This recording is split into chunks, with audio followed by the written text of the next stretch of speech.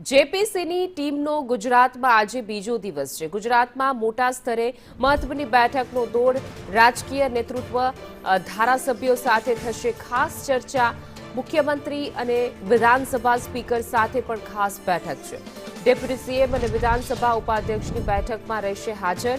તો એક સાથે ચૂંટણી યોજવાના પ્રસ્તાવ અંગે વિગતવાર ચર્ચા કરવામાં આવશે। બપોરે 12 વાગે સીએમ વિધાનસભા અધ્યક્ષ સાથે બેઠક। બપોરે 2 થી 5 વાગ્યા સુધી સ્ટેક હોલ્ડરો સાથે પણ બેઠક યોજાશે। 8 સ્ટેક હોલ્ડર એજન્સીઓ સાથે બેઠક મળશે। સ્ટેક હોલ્ડર એજન્સી સાથે બપોરે 2 થી 5 વાગ્યા સુધીની આ બેઠક રહેશે। તો જેપીસીનો ગુજરાતમાં આજે બીજો દિવસ છે। ગુજરાતમાં ઉચ્ચ સ્તરીય નેતાઓ સાથે, મુખ્યમંત્રીઓ સાથે, ડેપ્યુટી સીએમ સાથે બેઠક કરશે।